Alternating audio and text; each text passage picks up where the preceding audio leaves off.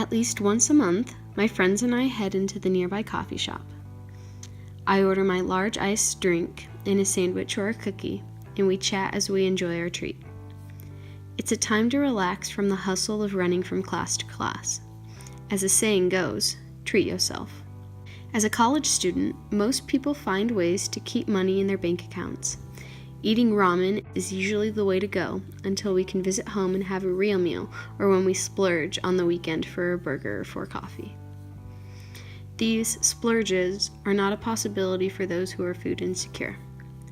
Food insecurity is defined as those who live without an adequate or constant food source. Most of those who are food insecure are also impoverished. On average, 13% of Americans are food insecure. That's almost 1 in 8 people. In some cities, such as Philadelphia, Pennsylvania, food insecurity affects 1 in 5 people. Just over half of those who are food insecure live beneath the poverty line. 85% of food insecure households has at least one working member bringing in a paycheck. But when one must pay for housing, transport, and other billing, food is usually the last commodity to be spared. National food help programs were formed in the 1960s and 1970s when food insecurity first became a national concern.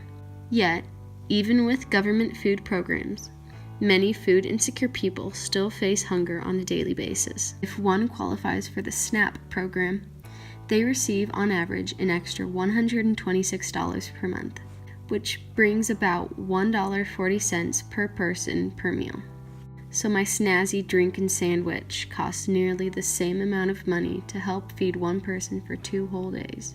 According to several accounts, food stamp assistance only really provides food enough for 3 weeks of the month, meaning that food must stretch in order for one to eat until their next check. Many parents also stretch their own meals even further in order for their own children to eat.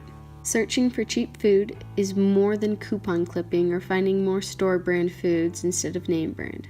Food insecure people must consider the quality of food, the cost for travel, and how satiating the food is. Food insecure people are more likely going to buy and eat high-calorie, high-processed convenience foods for multiple reasons. Although healthier foods may not seem more expensive than processed foods, a healthier diet costs roughly $1.50 per meal more than processed foods, which is more than the allotted meal price for the SNAP program participants. Even when healthy food can be priced out the same as unhealthy food, people still choose the unhealthy one. For example, take Hostess donuts and California strawberries. Both cost $2. California strawberries weigh at 32 ounces, and Hostess donuts weigh at 13.16 ounces.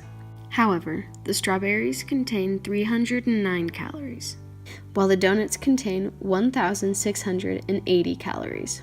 For those who are food insecure, they will choose and eat the higher calorie foods so that they will stay feeling full for longer.